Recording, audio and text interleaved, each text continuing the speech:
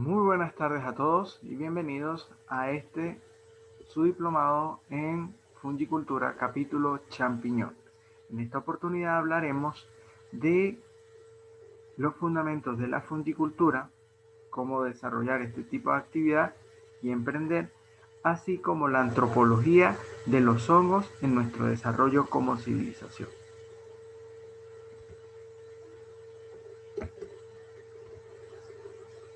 Los pilares básicos en el emprendimiento en este tipo de actividad nos lleva a que los hongos se adaptan a nuestras tendencias en la alimentación. Esto debido a que causan un bienestar al mejorar nuestra salud por controlar los niveles de colesterol, regular un poco la actividad metabólica en nuestro cuerpo, los balances energéticos, desviando y apoyando la desintoxicación de nuestro cuerpo al mejorar la acción del hígado y el riñón, mejorar nuestra vitalidad, aparte de un disfrute de un alimento de un alto valor nutricional como de sabor. La actitud y el crecimiento a este tipo de producto ha llevado a que estos sean hoy día uno de los más importantes en la mesa, y es por ello que la FAO lo considera como el cuarto grupo de metalimentos, después de la carne, las verduras y las frutas. Esto debido a que su composición tiene un alto contenido de sustancias biológicas activas que no solamente nutren nuestro cuerpo, sino lo enriquecen. Dentro de estos hongos comestibles tenemos tres variedades que son las que más destacan en el mundo. Entre ellas tenemos Agaricus bispurus, el champiñón, Pleurotus ostreatus, mejor conocido como el hongo orellanas, gírgola o champiñón ostra, Lentenula edodedes, mejor conocido como shiitake o el hongo chino. Esto por sus facilidades de cultivo y su alto contenido nutricional. Pero a la hora de emprender el cultivo de hongos, ¿por qué los hongos? Bueno, es una actividad de desarrollo fácil de realizar de forma personal, grupal o familiar, en la que los tiempos de inversión, tiempo y dinero son cortos. Así, la adaptabilidad del consumidor a estos productos es rápida y siempre está a una alta oferta. En el caso de su demanda en el mercado, siempre el mercado no logra satisfacer la demanda de esto, por lo que sea en el mercado nacional o internacional, siempre hay un valor agregado a su producción. El tratamiento a cómo desarrollar este tipo de actividad es similar al cultivo de otros rubros como hortalizas, manejando el concepto de una semilla para después su crecimiento hasta su fructificación. Es un tipo de agroindustria limpia debido a que aprovecha los desechos de otros cultivos para llevarse a cabo. Sus ciclos son cortos, siendo esto en el ciclo del emprendimiento una muy buena alternativa. ¿Cuáles son los pilares para emprender en este tipo de actividad y como en todo tipo de emprendimiento? Contar con el espacio físico para desarrollar esta actividad, la mano de obra y la cantidad de esta suficientemente calificada, una fuente de financiamiento, bien, iniciando de forma particular en pequeño y luego hacer los escalamientos o buscar cofinanciadores. El estudio del mercado es un área nueva en países latinoamericanos como Venezuela, pero ya en países como México, Costa Rica y demás ya tienen sus mercados establecidos. Pero al ser un top de la tendencia mundial, bien, todo el mundo quiere consumir. La información, siempre estar bien informado y en constante capacitación a estas áreas, convencimiento del personal y poder de decisión, pilares en todo emprendedor, tiempo y paciencia. Aunque este tipo de cultivo es a corto tiempo, siempre es necesario ser paciente en los procesos de escalamiento. Pero, ¿cuáles son las condiciones del cultivo? Bueno, en el cultivo buscamos imitar las condiciones de la naturaleza, debido a que los hongos cumplen la función de reintegrar la materia orgánica al suelo, así manteniendo la renovación del suelo para otros tipos de organismos, como son las plantas y animales. En esto, nosotros buscamos tener un micelio de calidad, un ambiente controlado y poder crear sustratos artificiales para renovar el sustrato. ¿Cuáles son las condiciones para cultivar estos hongos? En la naturaleza los hongos se encuentran de diferentes formas, bien de forma saprófita, simbiótica o parásita. Y en estos casos, saprófito es porque reintegran la materia orgánica al suelo. Simbiótica se encuentran asociados a plantas o a bacterias y algas, bien sea de forma como micorrizas, la relación entre hongo y planta superior, líquenes, que son estas simbiosis entre bacterias y algas, que su función es mineralizar los sustratos estériles, o parásita en la reintegración de todos los agentes enfermos, plantas superiores enfermas como árboles. Pero en el cultivo, ¿qué debemos considerar? En que tenemos que cumplir con las siguientes etapas. La preparación del sustrato, en esto su preselección, saber cuáles son sus composiciones y fuentes de carbono y nitrógeno que ésta nos aporte, sabiendo poder trabajar en diferentes épocas del año y manteniendo la producción durante todo el año. Las técnicas de limpieza del sustrato, la elaboración de nuestra semilla fúngica o micelio, la siembra de este en el sustrato final para su fructificación, la inoculación a fructificación e incubación, la fructificación, inducir su floración, los periodos de cosecha y cómo hacer la correcta cosecha de este, el manejo y empaquetado de esta cosecha para después el descarte y renovación de los sustratos para una posterior producción. El consumo de hongos comestibles en el mundo se viene estableciendo de forma industrial desde 1970.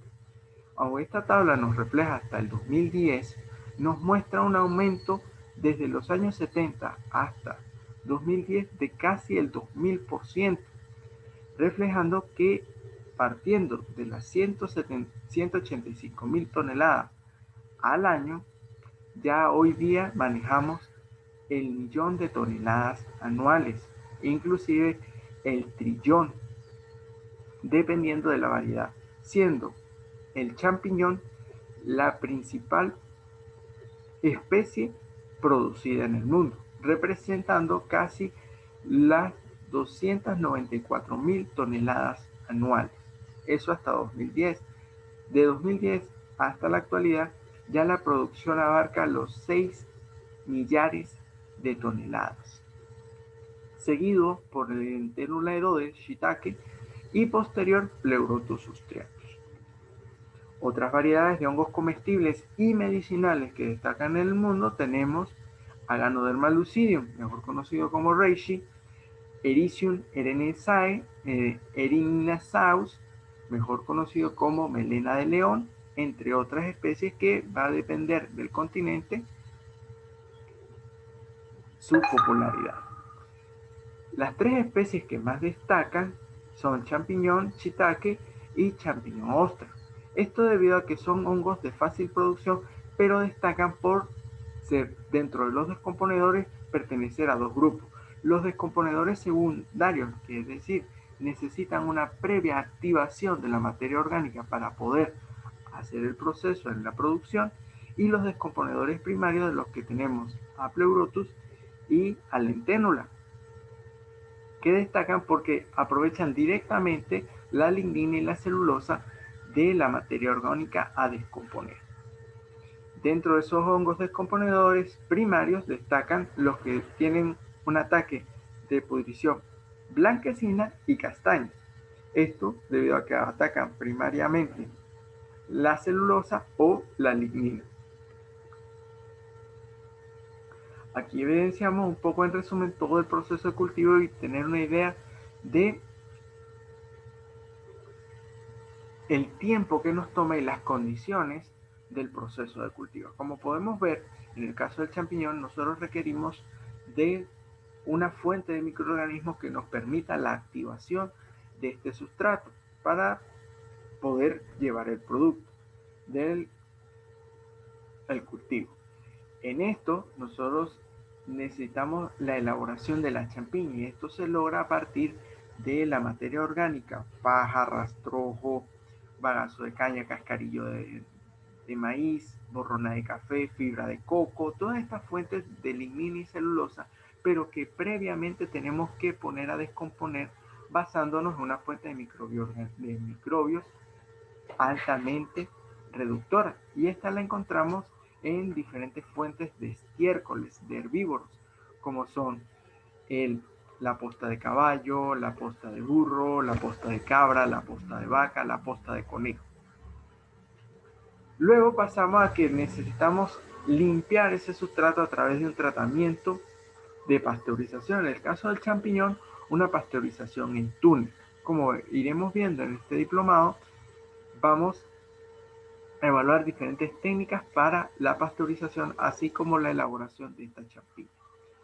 Los periodos de incubación de este sustrato abarcan los 20 a 30 días, dependiendo de la especie, como pueden ver. En el caso del pleurotus y shiitake son similares, pero todos comparten que el micelio se debe incubar en oscuridad.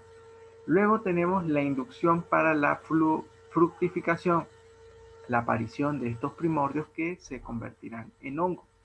En el caso del champiñón, nosotros tenemos que hacer una inducción colocando la llamada cobertura, que viene es tierra negra o una fuente alta de fibra humedecida que nos permita retención de agua sin generar empozamiento, además de una bajada de temperatura, logrando los 12 o 8 grados durante un periodo de 12 a 16 horas, luego subir la temperatura a 22-26 grados. Con esto, inducir las oleadas de fructificación.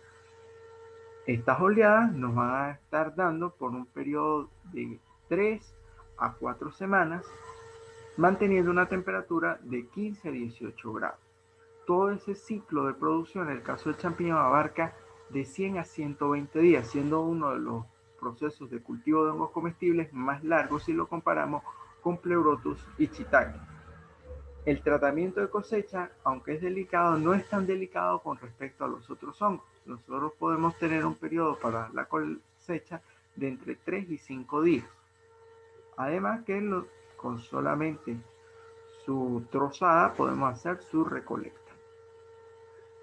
Entonces, en el emprendimiento, en el cultivo de hongos comestibles, tenemos varias alternativas, como hablamos en el ciclo de por qué emprender en el cultivo. Y es que en la búsqueda del lugar nosotros podemos manejar bien el alquilar o construir un espacio para la producción o modificar espacios ya establecidos. En esa opción de buscar un local, tenemos que manejar la distancia a nuestra residencia, que sea fácil acceso el poder ir a trabajar.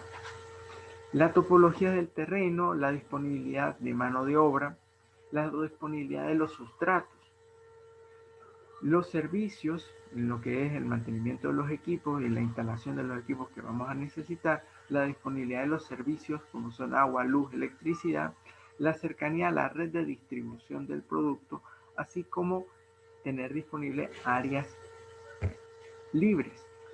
Esto debido a que, como en el cultivo del champiñón, dependiendo de la técnica que usemos, el proceso de transformación de esta materia va a generar muchos gases de invernadero. Nosotros tenemos que facilitar el poder liberarnos de estos gases sin causar un problema sanitario.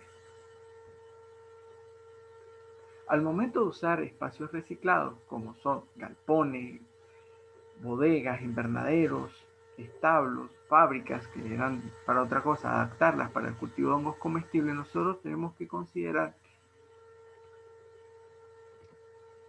los arreglos y reformas de estos espacios, donde se tenga que, o bien las adaptaciones e inversiones, irlas haciendo con respecto al proceso de escalamiento en el proceso de cultivo, o bien adaptadas a un proyecto que impliquen la menor inversión posible, tanto de tiempo como dinero.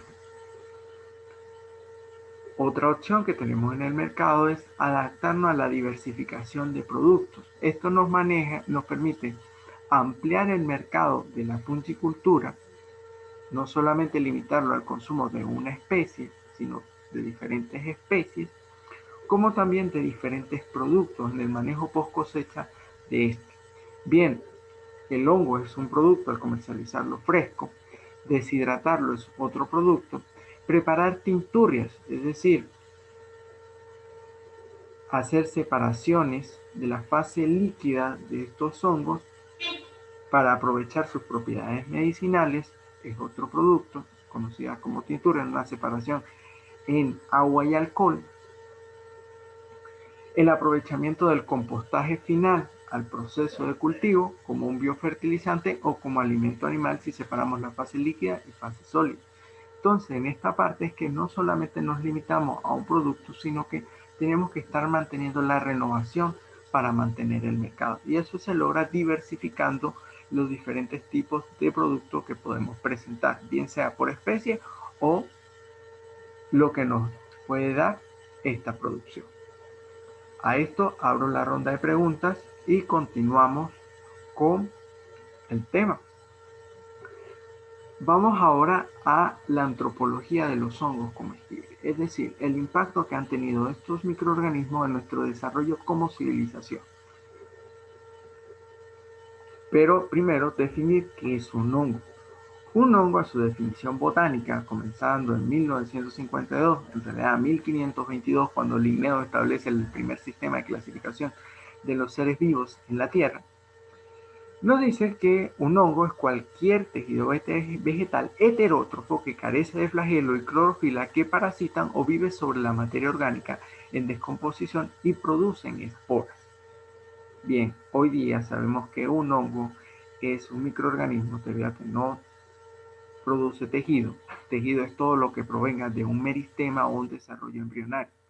Con esto les digo todo lo que, si es planta, tenga raíz y tallo, y de ahí se genera el desarrollo de sus hojas y demás, o bien que tenga órganos, en el caso de los animales, donde nosotros tenemos sistema digestivo, sistema circulatorio, sistema óseo y todo lo demás, que viene del desarrollo de nuestro desarrollo embrionario. Celoma interno, meloma y piel.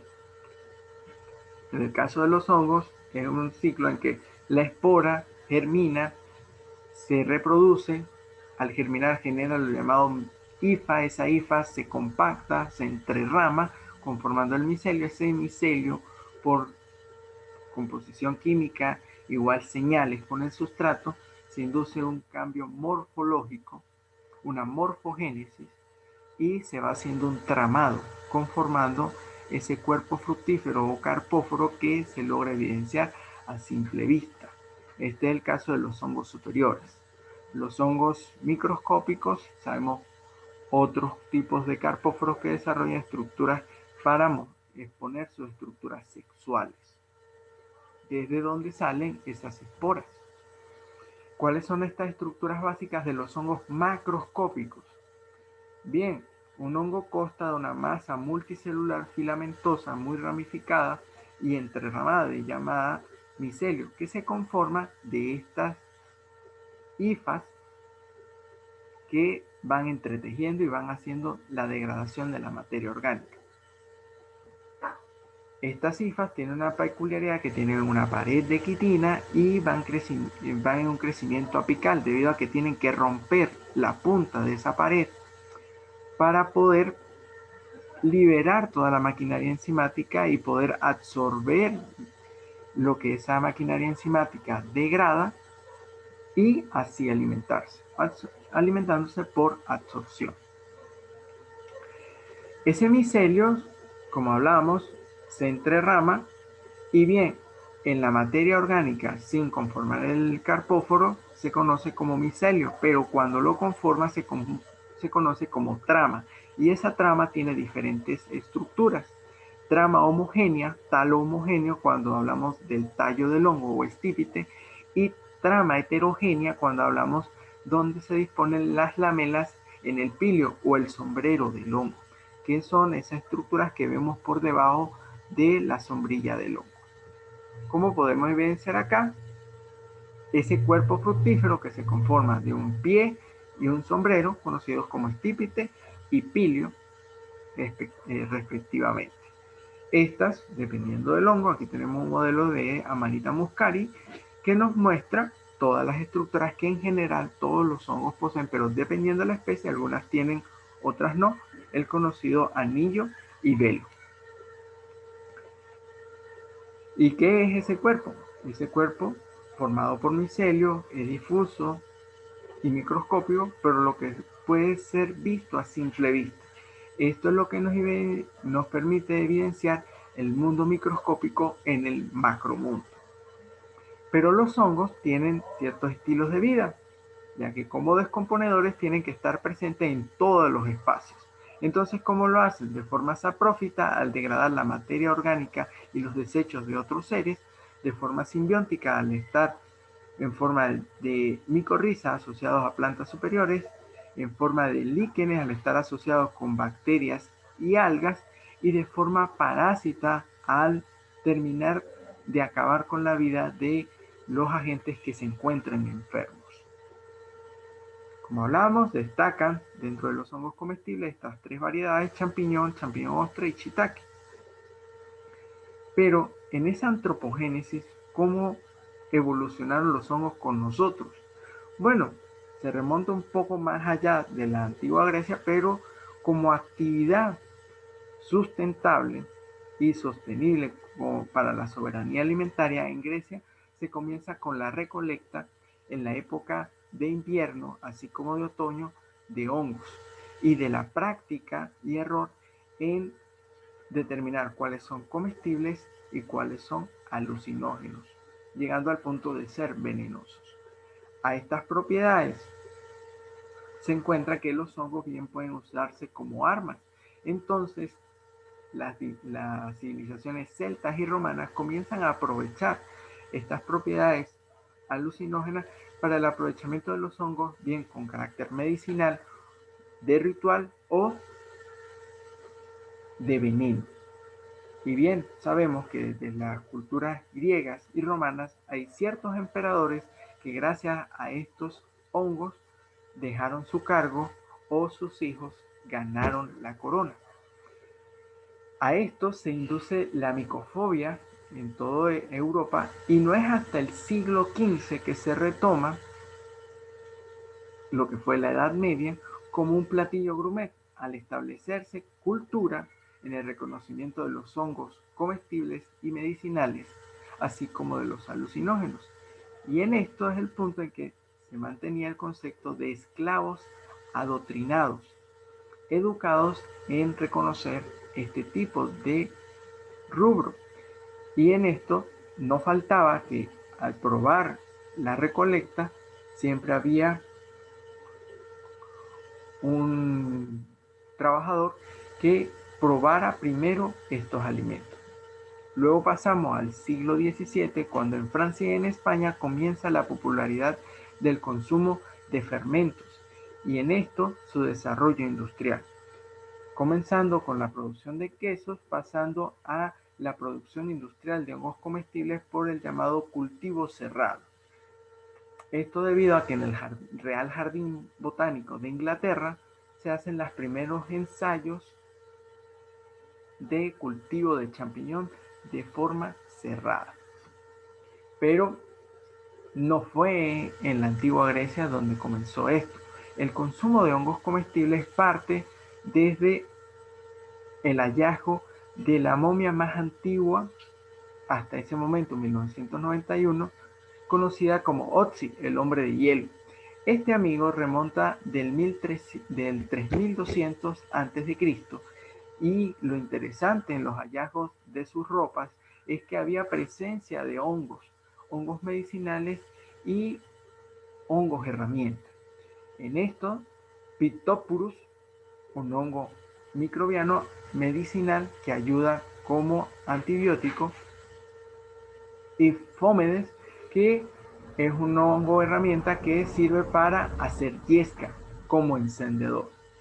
Estas fueron herramientas que se le encontraron a Otzi en los Alpes suizos, siendo una de las momias más antiguas. Más adelante, o un poco más atrás, a Otzi se han encontrado que en nuestra era megalítica, no solo del antiguo continente, sino del nuevo continente, los hongos bien fueron herramientas para la soberanía alimentaria, como también para los rituales y actividades recreativas culturales. Esto lo evidencian ciertas silografías, como son los danzantes de Tasil, para el año 7000, 5000 a.C. Actualmente estos espacios son el Sahara. Y ciertas silografías antropomórficas, tanto de humanos con hongos como de animales con hongos, haciendo referencia a dioses en gratitud a estos rubros, reflejándonos un poco que no fue Perseo quien nos dio este rubro y por eso lo desterraron del Monte Olimpo, sino ya ha estado presente desde tiempos más antiguos. Pasamos a la era megalítica en la India, donde la representación de hongos establecía el estatus social de la persona en la tribu o en la comunidad, reflejándonos que si tu tumba había la presencia de un hongo como Amanita muscaris, si estaba entero o solamente el pelio, se mostraba que bien eras el chamán de la tribu o el guerrero más fuerte, así como su dirigente o emperador. Algo más reciente es los hallazgos de las representaciones de la era megalítica con la civilización celta. Esto nos remonta al monte Stonehenge, donde estas piedras en Inglaterra tienen en la columna 53 y 4 representaciones de algunos hongos, así como herramientas de aquella época, reflejando que los hongos eran parte. Estas pictografías se asemejan a representaciones a los llamados hongos del círculo de hadas, hongos alucinógenos fluorescentes que bien ya para la época del renacentismo y un poco de la era oscura, nos reflejan que esto marcaba dónde vivía una bruja y eran razones para quemar a mujeres y hombres. Pero, como hablamos tanto del viejo mundo como del nuevo, también en América se han encontrado estas representaciones en lo que los mayas, aztecas e incas le han dado forma en representaciones antropomórficas de animales y personas con hongos, tanto comestibles como alucinógenos, como es la alta representación al hombre con los hongos psilocíbicos, como podemos evidenciar en las láminas. Pero hay un problema. Si hablábamos que la industrialización se dio para el siglo XVII y XV en Europa, los chinos y japoneses relatan y tienen reportes de que el cultivo de hongos comestibles de forma cerrada se remonta bien de 600 años antes de Cristo, 60 años de Cristo o inclusive 4000 años antes de Cristo. Y esto es con los relatos al cultivo de Ganoderma. Ganoderma es uno de los hongos y el modelo con el que se desarrollan las primeras técnicas de cultivo en sistemas cerrados, es decir, con sustratos artificiales o bien la separación de troncos para el cultivo de estos en casa. Actualizándonos, llegándonos a la época un poquito antes o a la época de Cristo, tenemos la era de la antigua Grecia, donde comenzaron a emerger los grandes relatos por la técnica de recolecta de los hongos y el uso en rituales para el acercamiento a la diversidad de dioses que se tenía en esta civilización. Representaciones como la escultura en relieve de Perseo y Demeter, donde Demeter le ofrece a Persefone un hongo alucinógeno, así como el jarrón donde Perseo decapita a Medusa, pero Medusa se encuentra consumiendo un hongo.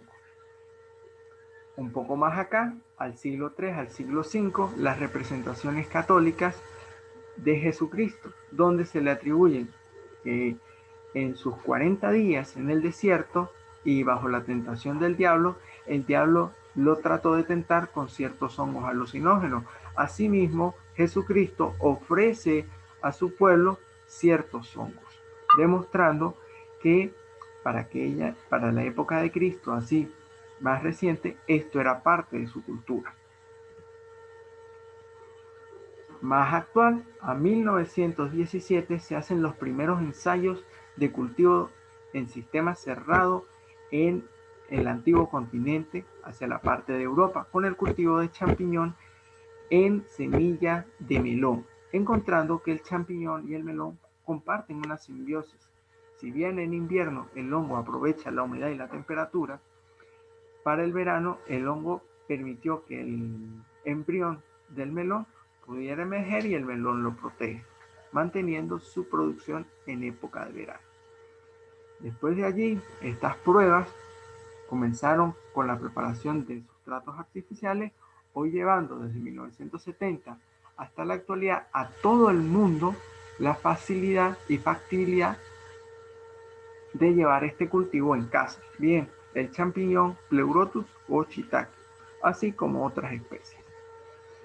Y eso ha venido disparando a que hoy día manejemos números de más de 70.000 toneladas anuales de producción en todo el mundo.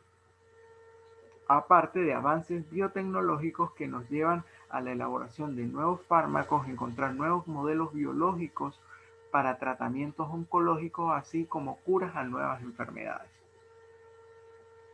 Mecanismos de acción sobre el cuerpo, así como renovación en la manipulación genética de nosotros, elaboración inclusive de nuevos carries para vacunas.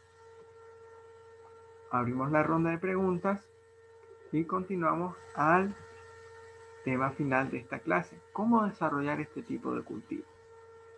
Bien, hablamos de las características de los hongos y su ciclo de vida a partir de una espora, germinar, estas esporas entretejerse, conformar el micelio, pero ese micelio compactarse, conformar el carpóforo y después ese carpóforo exponer las estructuras reproductivas para producir esporas y volver otra vez al inicio, todo este ciclo se compacta en 3 procesos biológicos conocidos como la mitosis, la meiosis, donde una célula cigótica 2N se va a convertir en 4 células haploides, es decir, carga N, en el caso de los hongos, esporas. Estas esporas se van a liberar al ambiente, germinan, se conforma la hifa haploide. Estas hifas haploides son más y menos. Sí, tienen sexo, digámoslo así. Pero como no son animales, vamos a dejarlo en más y menos. Estas, al encontrarse la que complementa a la otra, sufren un proceso conocido como plasmogamia, es decir, se fusionan las células más no los núcleos, generando individuos N más N, conocidos como dicarióticos. Estos conforman el micelio vegetativo, que en la producción de hongos comestibles es el que buscamos obtener. Este micelio, la naturaleza y las señales del ambiente le van a inducir conformar el carpóforo, en el caso de los hongos macroscópicos. Ese macrocuerpo va a madurar y va a generar las estructuras conocidas como lámelas, donde va a disponer las células que van a llevar al proceso de cariogamia. En este punto es cuando se fusionan esos núcleos y nos generan el cigoto. Ese cigoto directamente va a la meiosis y comienza todo el ciclo. Si lo comparamos con nuestro ciclo de vida como humanos, nosotros sabemos que nosotros somos cigóticos, cargas 2N. En nuestro aparato reproductivo nosotros generamos los espermatozoides en el caso de los hombres y los ovarios en el caso de las mujeres. Esas son nuestras esporas. Se fecunda a la mujer, producto del acto sexual. En ese punto es cuando, al fusionarse, no como los hongos, no hay una fusión de las células sin fusionar los núcleos. Se fusiona todo y pasa directamente a generar el cigoto, el cual va a seguir creciendo. y va a ser un individuo independiente. Siempre traten de comparar los ciclos con el ciclo natural de ustedes. No es tan complejo. En el proceso de cultivo, nosotros tenemos diferentes etapas. Este es el diagrama de cultivo establecido por Paul Steinmetz, al cual recomiendo leer, y que como fungicultores todos debemos tener esta biografía. Cultivo de hongos comestibles y medicinales. Lastimosamente nadie lo ha traducido al español, pero este libro se encuentra libre en red para todo aquel que se encuentre interesado en desarrollar esta actividad en su hogar. Partimos del proceso de aislamiento del hongo, una fase de laboratorio en la cual nosotros buscamos obtener una cepa axénica, es decir, un cultivo puro del microorganismo. Bien, lo vamos a clonar partiendo del cuerpo vegetativo o vamos a obtener un recombinante, producto de recolectar la esporada, es decir, aislar el hongo de una forma que nosotros podamos recuperar todas las esporas que éste va a liberar. Propagarlo masivamente, ese tejido, ese cultivo axénico, en la fase de preparación de la semilla fúngica. En esto utilizamos un grano. Ese grano, una vez que ha sido invadido por el micelio, lo vamos a propagar en el sustrato final. Y en esto tenemos diferentes técnicas y mecanismos de sistema de cultivo. Tenemos el sistema de bandeja, que es el sistema con el que se cultiva el champiñón. Tenemos el sistema holandés y el sistema francés. ¿Qué son? Son sistemas en que nosotros producimos en bolsa. Estas bolsas van a variar en tamaño. El sistema francés, bolsas no mayores a los 12 kilos de capacidad, y el sistema holandés variando entre los 15 a 45 kilos. Esas técnicas de mecanismo del sistema de cultivo cerrado son las que se utilizan industrialmente. En la naturaleza nosotros podemos desarrollar esto a través de técnicas de cultivo de troncos, en las cuales nosotros bien perforamos los troncos y le colocamos la semilla inoculada. Bien, esta semilla inoculada, una estrategia es pasarla a una semilla secundaria, la inoculación de los tacos de madera. Estos tacos de madera es lo que nos van a servir de clavos para introducir en esas perforaciones a la madera, y luego, bajo condiciones de humedad y temperatura, el hongo va a hacer su trabajo de desintegrar toda esa materia en el tronco y dar el producto. Es un proceso más lento, pero explota mejor las propiedades organolépticas, no solo de la materia orgánica que está reintegrando, sino de las resinas que aporta la madera. En el ámbito gourmet y comercial, esto hace mayor cata del producto. A su vez, hay técnicas como el cultivo sobre tierra, en el cual nosotros abrimos un pozo, colocamos toda nuestra materia orgánica a descomponer, agregamos el micelio y tapamos ese pozo que hemos elaborado para promover el cultivo. El hongo, esa cobertura que hemos colocado, si hay suficiente densidad y no compite con tanta contaminación por estar en contacto con el suelo, va a comenzar a emerger y vamos a ir obteniendo nuestras cosechas que emergen del suelo. A su vez, aprovechar troncos caídos que bien podemos inocular con el hongo y ellos van a reintegrar. A esa tecnología y todos esos procesos de cultivo se les conoce como fermentación de estado sólido. Difieren en las fases del sistema de cultivo. Tenemos el sistema de cultivo de fase sólida, conocida como fermentación de estado sólido. Tenemos la fermentación de estado líquida o fermentación líquida sumergida. ¿Esto qué es? Estas son las fases en que nosotros aprovechamos optimizar la densidad del micelio que va a inocular nuestro sustrato final. Estas son las dos variantes de la fermentación en el proceso de cultivo. Y esto que nos permite aprovechar mejor el grano o ciertos residuos que bien no nos van a dar éxito en el proceso de fructificación, pero sí nos van a dar éxito en el proceso de masificación del micelio. Y es que todo se comporta como una curva de crecimiento exponencial. Tenemos una fase de latencia, una fase exponencial de crecimiento hasta que se agoten los recursos y decae la curva y pasa una fase estacionaria. Entonces, ¿qué busca la tecnología de la fermentación líquida sumergida? Reducir esa fase de latencia y que en el proceso de fructificación se dé rápidamente en una fase exponencial. Y su decaimiento, bueno, va a ser drástico, pero rápidamente se hizo el agotamiento de todo la materia orgánica, obteniendo altos rendimientos en esa biotransformación de la materia. En el caso de la fermentación de estado sólido, se alarga más el tiempo, pero se aprovechan mejor las propiedades organolépticas propias del sustrato, no solo del micelio.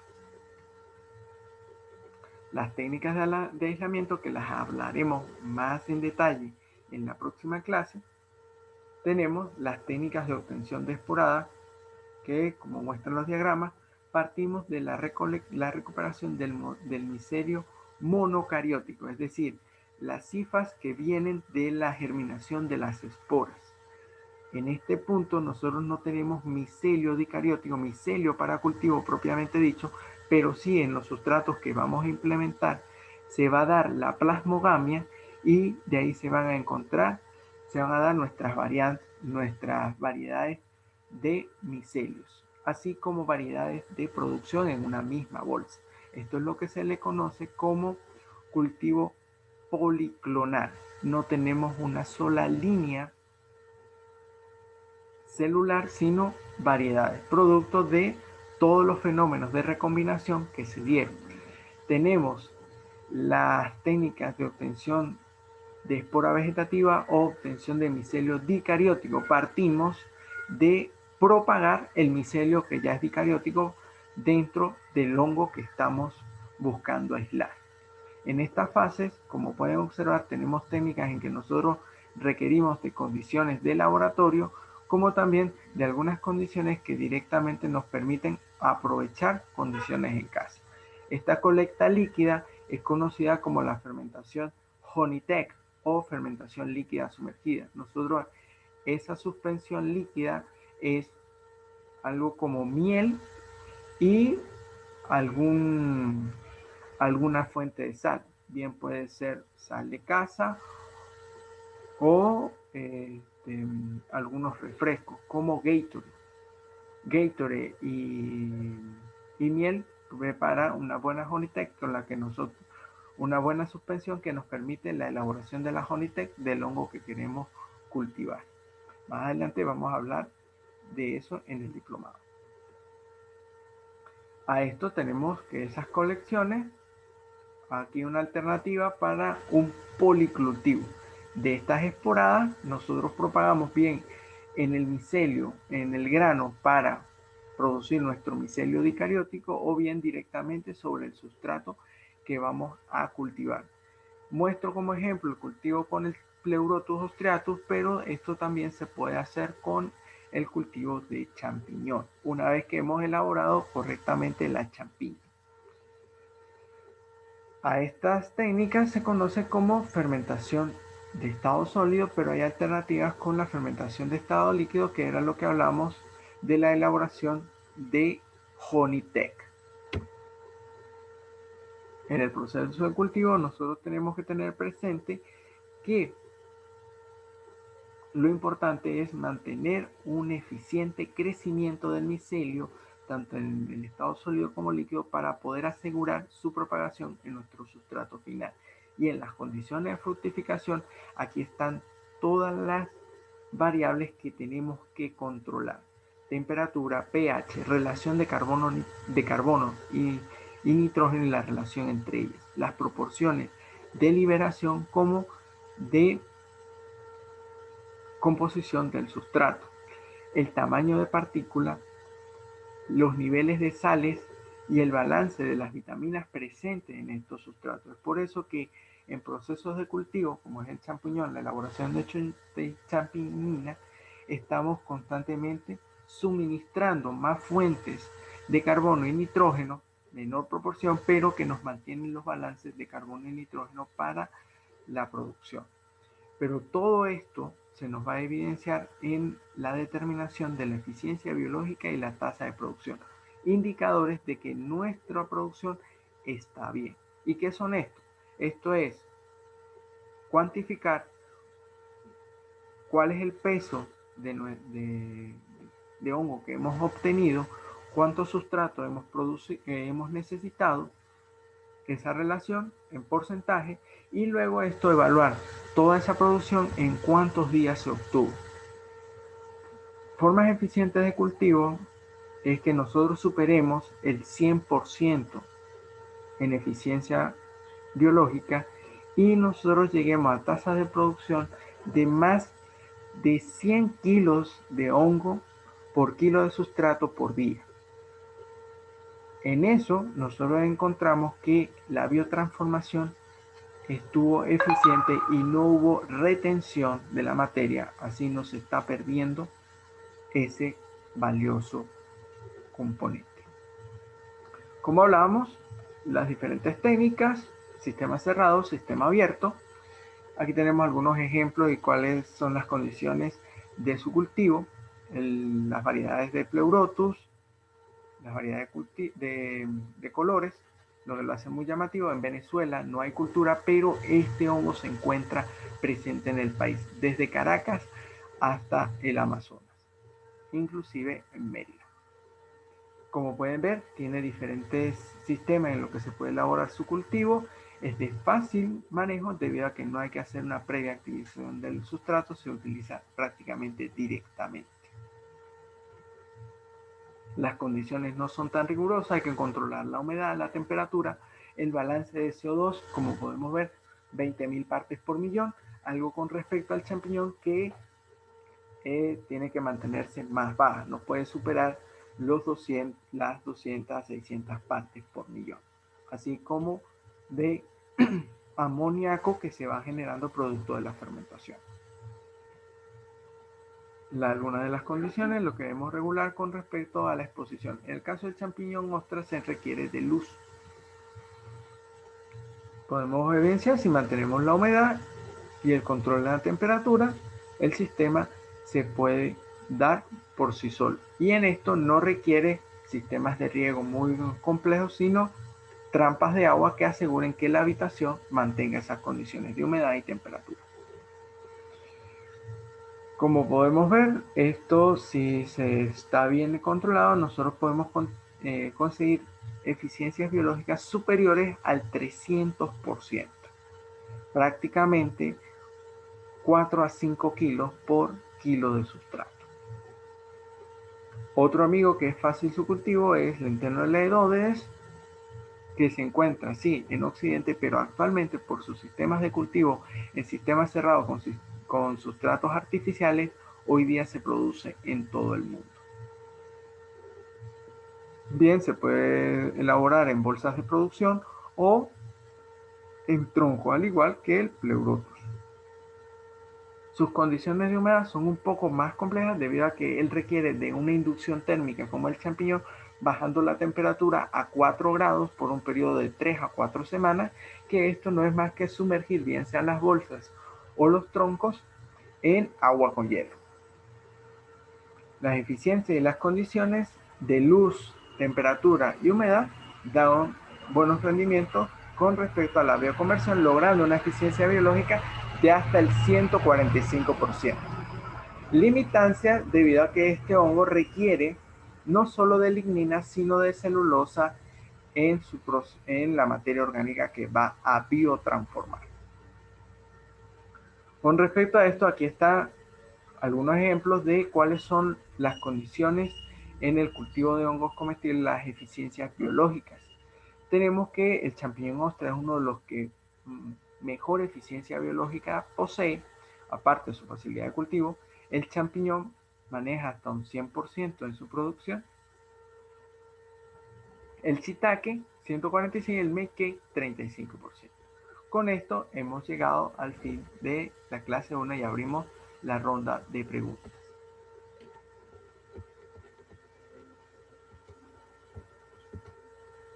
10:46.